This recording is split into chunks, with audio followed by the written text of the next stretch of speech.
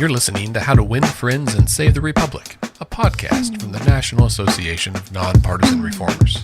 I'm your host, Andy Moore.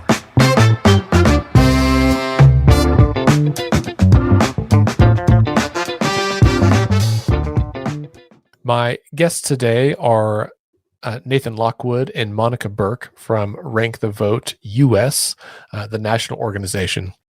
Nathan is the executive director of Rank the Vote. He played a leading role in founding and growing the Voter Choice Massachusetts organization and or the campaign effort, both as the regional lead for the central Massachusetts and for various kind of statewide roles in the organization. He also served on the board of directors of the Voter Choice Education Fund. Nathan was elected to the town of Lunenburg, Massachusetts Planning Board and served from 2009 to 2015. His career in the software industry spanned 25 years and included engineering, design, and management roles. He holds a BA in philosophy from Yale University. So any of our listeners who wonder if their background or degree is approachable or appropriate for election reform, I can tell you he is not the first person we've had on the show whose education career was in a very different field. Welcome to the program, Nathan Lockwood. Great to be here, Andy. Thanks for having us.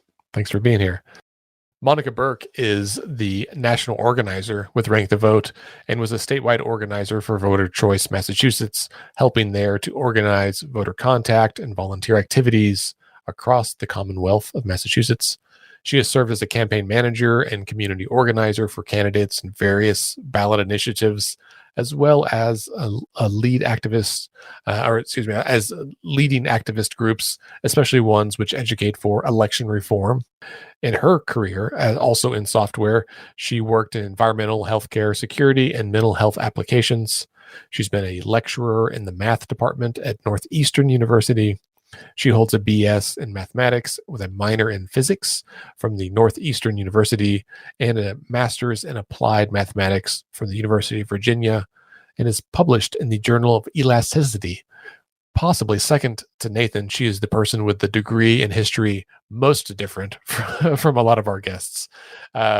Welcome to the program, Monica Burke. Thank you for having me. I'm so glad for you guys to be here. I feel like I have had more conversations this week related to ranked choice voting, and in particular, Rank the Vote as an organization or any of your, not subsidiaries, but state level affiliates or other organizations that have had some connection to you all. And so I'm really excited on a personal level to have you on the program today. Nathan, I'd like to start with you a little bit and paint the picture for our listeners about how you moved from software design into election reform and what that connection was like. And I'd like to go back maybe to the very beginning. For you growing up, in your house, was politics a topic that was discussed in your home? Were your parents particularly politically engaged? Yeah, well, Andy, so growing up, I grew up during the 80s, kind of like during the Cold War. My grandfathers were both World War II veterans. My parents were not particularly political, but during that era, my parents were pretty, religious, devout Catholics. So that was a big part of my life growing up as well. So kind of you got those, the post-World War II era and, fighting authoritarianism in World War II. And then you've got all the intense stuff going on in the Cold War and how important it is for democracy to prevail. And then, all the religious stuff. So growing up in high school, I started to get involved in human rights activism with Amnesty International. They had really plugged into the culture through, music and whatnot. And so that was something I kept doing. I was a leader of the Amnesty International group in my college, and I stayed involved in human rights stuff when I got out of college pretty actively. Not so much elections at the time. I met my wife and we had our family. And so working in the technology sector to kind of pay the bills and, spend time with the family and raising kids together, that was a big thing for many years. And, over those years, there was obviously a lot going on and I was thinking about it and watching it, but not doing much about it. But I was thinking, wow, what could we do? So I got more interested in elections and whatnot. And when my kids finally went to college, 5 years ago, I was looking for ways to get involved in things, and I got involved with a great organization, Unite America, which at the time was called the Centrist Project. And they were looking at running kind of independent candidates who could help unite the country and, accomplish the goals that we all want to see, most of us want to see accomplished, create a better world for ourselves and our children. And as they were looking to run independent candidates, it was becoming clear kind of what some of the obstacles might be there. And at the same time, Voter Choice Massachusetts was spinning up, and I was starting to learn about what they were doing. And when I got exposed to ranked choice voting, what it is, and how it allows us to get new voices in the political process and allows voters to the freedom to, vote for whoever they most want to, ensure outcomes that reflect what most voters want, it just made complete sense to me. And so I kind of threw myself into that along with thousands of other folks in Massachusetts. And then finally, when my kids graduated from college, I was able to, move from my 25-year technology career into, kind of the area where my passion was, and work with wonderful people like Monica and like you. And so I'm enjoying that transition now. It's funny how many people, as we've been doing this podcast, and as I meet people, on an ongoing basis around the country working on election reform, I would guess it's roughly 50-50 on the number of folks who grew up with some connection to like activism, just in the broad sense, right? Whether it's Amnesty International or someone's parent was on the city council or something, some kind of advocacy orientation to that. And then about half the folks had none of that, nothing whatsoever. They grew up and then as an adult started looking around being like, holy smokes, our system is really broken. And whether it's, 2 years ago or 5 years ago or whatever, at some point in the recent history, they decided they needed to get involved. And many of them jumped in with both feet, right? Like you said. And so Monica, what about you? What was your life growing up? Did you have an orientation towards politics in your family? So, not very much. I did grow up in a very religious household. And so it's interesting, Nathan, that you brought that up. I had 13 years of Catholic school. And I think that formed a basic foundation for some of my values, my core values that I have. And in terms of lifting people up and seeing people that need help and how can we help them, and sort of building that base foundation. But other than listening to my dad and my uncles and different relatives talk about politics, and, we had some veterans in the family and such, really just, I found those conversations engaging. And, but other than that, no, I didn't grow up in a household with, all these elected officials and whatnot. But as Nathan was saying, when his kids got older, my kids are not quite as old as his, but they are quite independent. And I jumped in with both feet about 5 years ago as well. So I feel very lucky that I'm able to do this work. That's really exciting.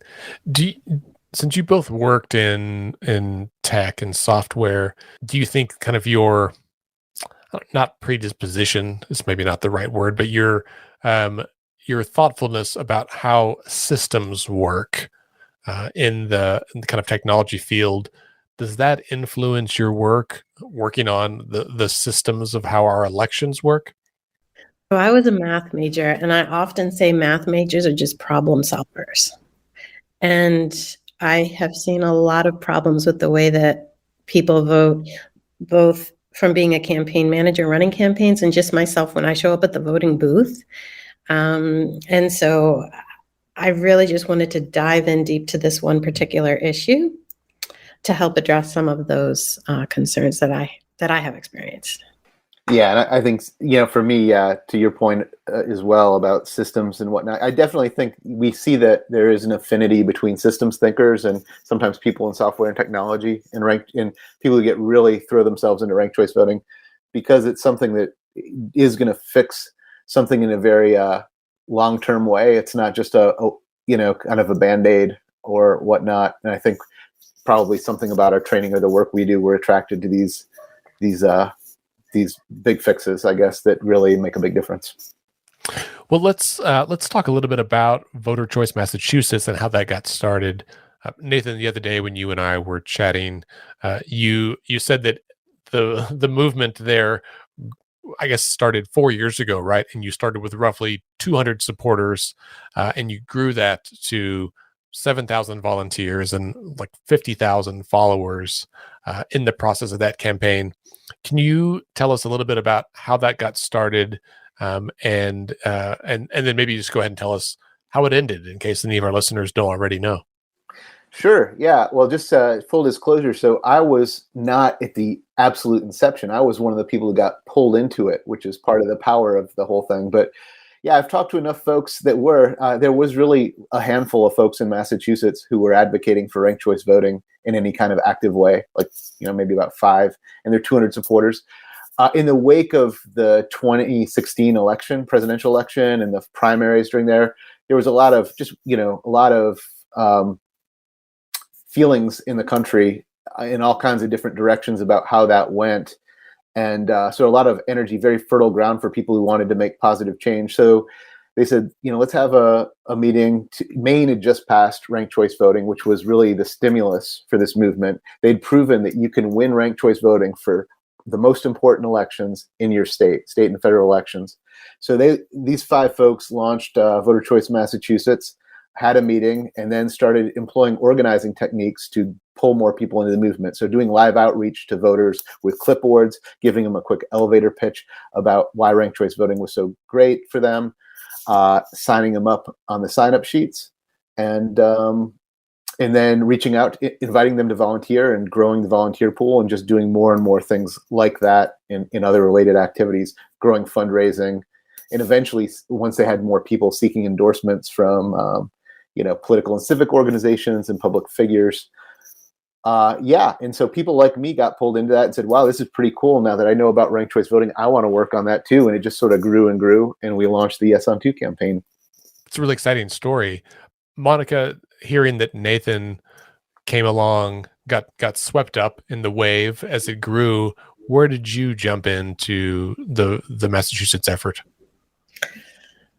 So let's see. So I was in a campaign manager training, and I met one of the key founders at that training in very early 2017. So the movement was still really tiny then.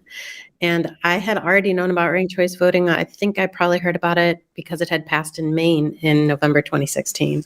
I'm not actually sure when I first heard about it, but it just made perfect sense, and I was all in. So at that training, I just said, hey, I have an activist group. Will you come out and talk to my activist group? And the person said yes. And they were kind of like this. They were like, yes. And that's because that was the first talk they gave to an activist. And they started this whole thing where they had a speakers bureau where they had like 40 speakers that would go around the state then and like do that and talk to different like Republican town committees and Democratic town committees and all League of Women Voters chapters and all these things, right? So apparently my group was the first one. And so the person came out, gave an amazing presentation, and at that meeting started up a local chapter.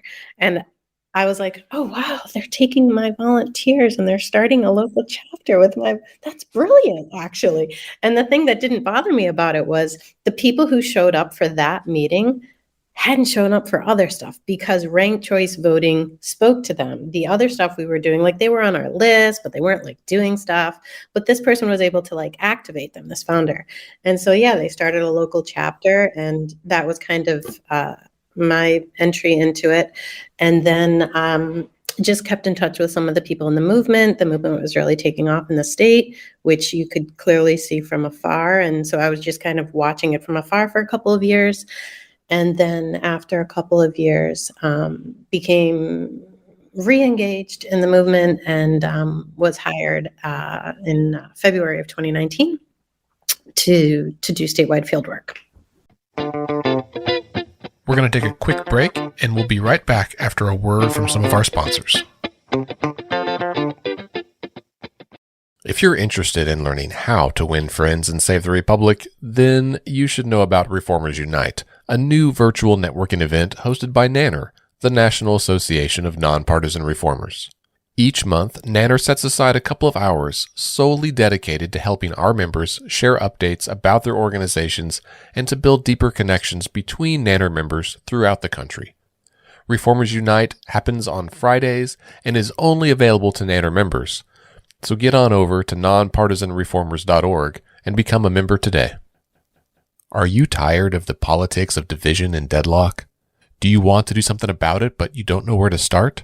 CitizenConnect.us is your way to learn about and engage with over 400 organizations who are dedicated to helping Americans right, left, and center work together to heal our democracy.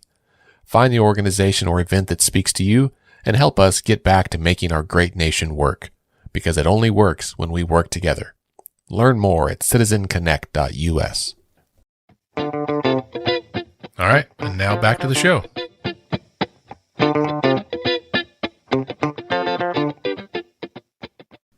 Obviously, there's been a enormous shift, right? Or not a shift, but evolution since early 2019 to where we are now at the end of 2021. That's almost 3 years later.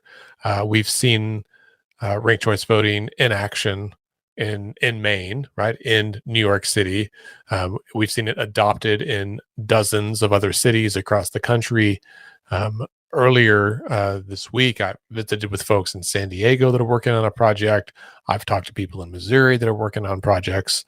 I joined the Better Ballot Iowa meeting the other night to watch their meeting and how they're doing things there, where they are now where you were in 2017, right? Trying to build that network. And it was so exciting to see folks that you can just tell, like, good salt of the earth people that are really passionate about a cause and are doing what they can to win over each heart and mind one by one in a very personal and approachable way.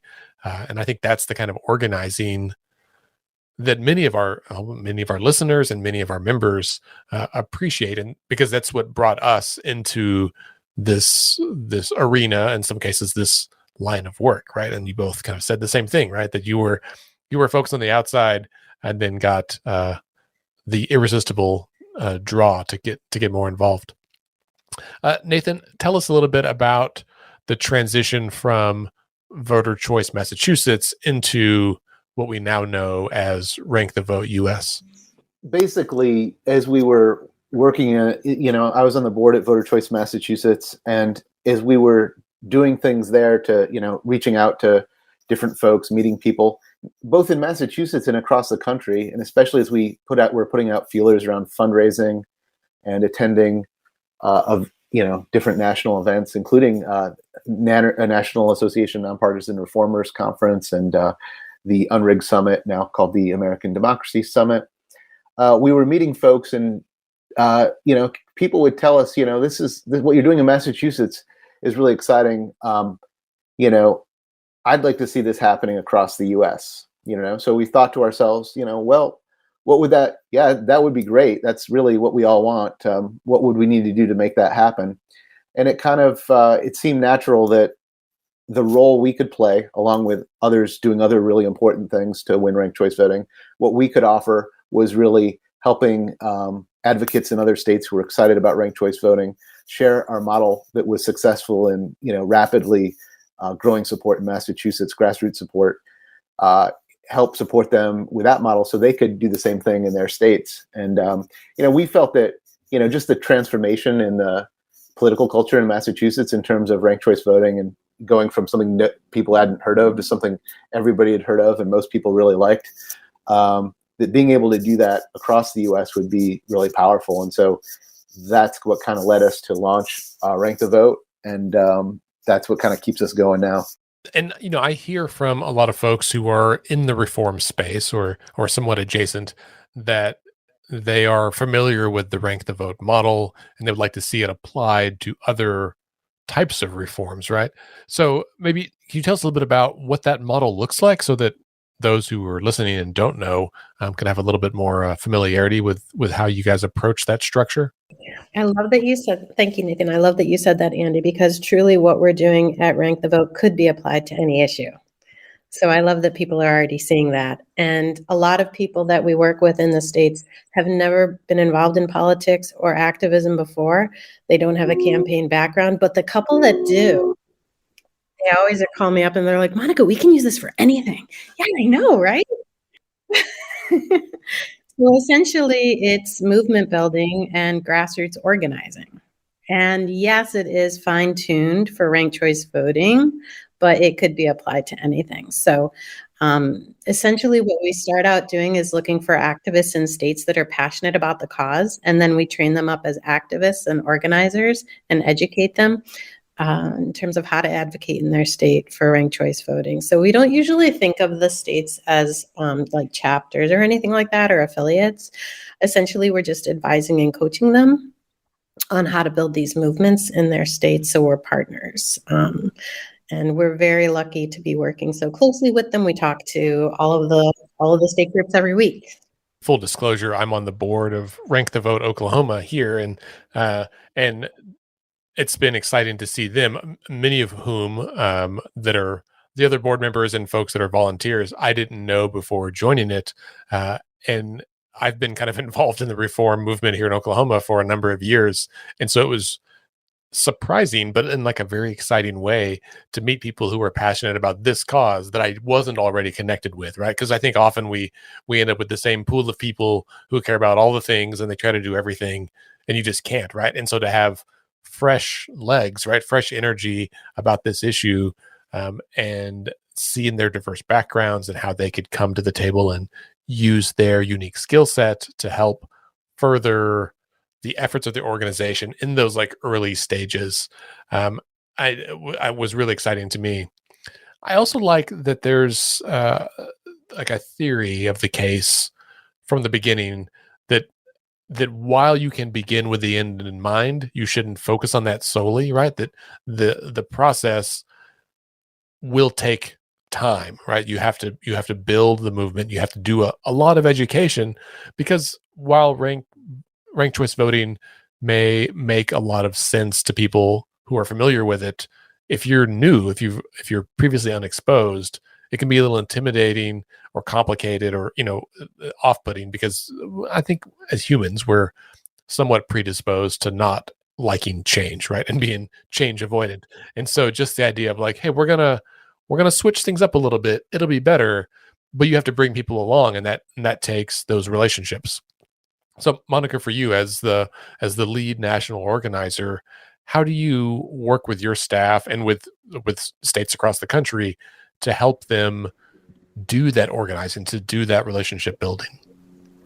Yeah, that's a great question. So I started about a year ago, and since then we have grown to a small staff. So thankfully, we have a couple of people helping me out in working with the states. Essentially, we have about 400 state leaders across the country and 30,000 supporters, 2,000 donors. So that's a lot of energy that's built up. And how do we manage that, right? So we're really in a consulting and an advisory role, where we do talk to every one of the state organizations every week. But we have organizers that handle 5 to 10 states, and they basically kind of try to like own advising those states, having close relationships with the top executive in the state, or if there's a team of top executives, and then working with the team leads. We have a structure that we encourage the states to follow for, it's like 12 different teams. Each of those teams have team leads and deputy leads and members below them. And it's a very collaborative model. And we have a lot of support structures in place. We talk to them on their team leads calls. We have like Facebook groups. We have office hours. We have a playbook. We have an organizing kit. So we have a lot of different support mechanisms for them. And we work very closely with them. We try to be as accessible as possible. At the national level, I work, every day with my team, but I also work with some of the top executives and even some of the team leads today. Today, I was on with the team lead in New York for volunteer onboarding and the top executive in Montana and Ohio. So we do try to have that close connection with the states really every day. But the playbook is really good for high-level strategy, as well as our organizing kit, which is pretty massive and very document heavy. So we tried to memorialize all of this information in the organizing kit and then referring them to it. That's such a tremendous asset, not just for the vote or ranked choice voting community, but for the reform movement overall, right? I think a lot of people have been a part of a campaign where the campaign ends, successful or not, and there's some sort of, post-mortem meeting about a month later, and then that's it, right? There's like no transfer of knowledge, of best practices. There's no archiving of documents or budgets or those kind of tools. And so for a lot of states, that means people, teams are having to reinvent the wheel for every campaign. That's okay if it's the same person leading the campaign, but so often it's not, right? And so it makes it, I think, you've made a tremendous donation to the reform movement as a whole, right? A contribution, maybe not a donation, but a contribution to the reform movement as a whole, by demonstrating how we can be very intentional about structure, about hierarchy, about discipline of message, so that we can work towards methodically and over time, and towards getting to victory, right? To winning these reforms. And I also like that it is applicable on every level, right? Whether you're working in your small town of 25,000 people, or you're working in a city of, 1 million or 2 million people, or on a statewide basis, the same tools are equally applicable at every level. Definitely. And yeah, and one interesting thing, that's a really good point about that. And it's kind of, I won't say it is pretty, it makes it a lot easier to have those resources and to have great coaches like Monica and her team. And one thing that's kind of baked into the model that from the get-go in Massachusetts and is much or more so with Rank the Vote is it's a pre-campaign model. So the people who get involved don't have to be experts yet in lobbying or in how to launch a ballot measure or how to pass something through their legislature. Those are skills they can gain over time, but they can have feet hit the ground and get running right away, just building support amongst regular folks like themselves, which will give them the strength that they will need, whether they to ultimately work with professionals to lobby their legislature, to win something in their legislature, or to work with campaign professionals to launch a ballot measure, or maybe to get some professional consulting to help them win something in a city or town. So it's a great on-ramp into political advocacy. Well, and it's also not just about the politically connected, right? Like, and nothing against folks. Like, I have a lot of colleagues who have grown up in this and worked in politics their whole career. But I think for a lot of folks, it is refreshing to interact with folks who have had a different job, who have done other stuff, worked in software, worked in libraries, worked in manufacturing, whatever, to say, what, this isn't my bailiwick growing up, but I believe in it. It's the right thing to do. You should come join us. That makes for like such a warm and happy motley crew of advocates, right, to help win these reforms, which better reflects the electorate. And I think is, for a lot of our members, is a useful reminder and that this isn't just about, the wealthy and well-connected or whatever turn of phrase you'd like to use. This really is about voters, right? This is a voters first approach. Well, Nathan, what's next? Like, what's the big thing or the important kind of hallmarks that Rank the Vote is working on right now that listeners might be interested in becoming involved with?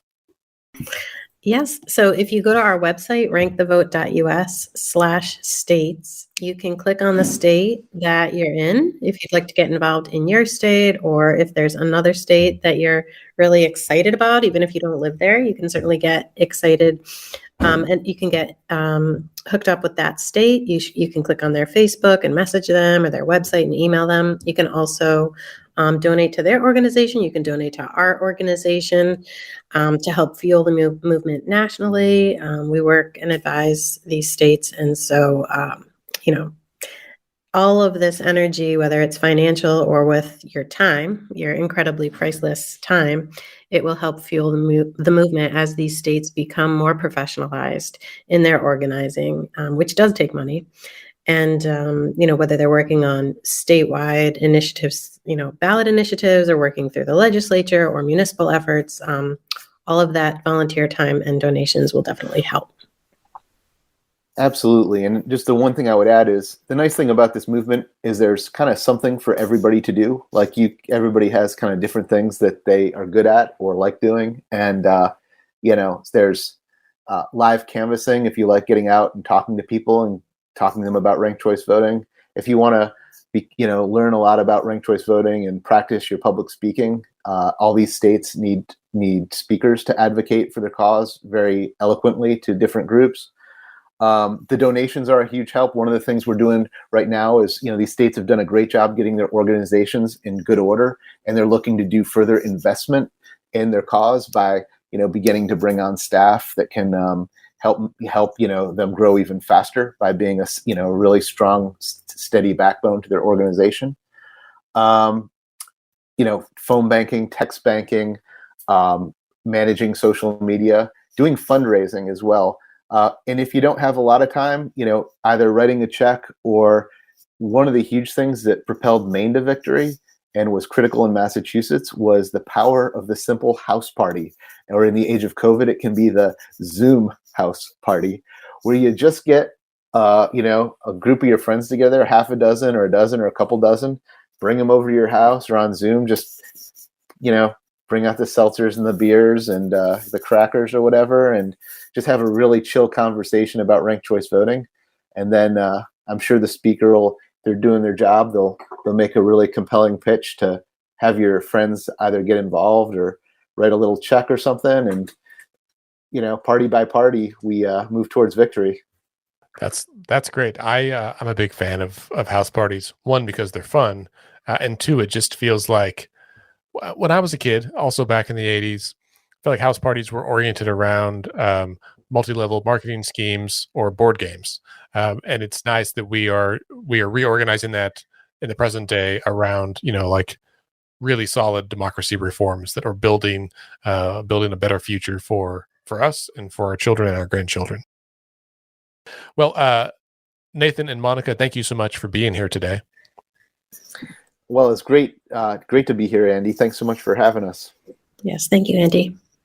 My guests today are Nathan Lockwood and Monica Burke from Rank the Vote US. You can learn more about their organization and get involved at rankthevote.us. Thanks for listening to How to Win Friends and Save the Republic.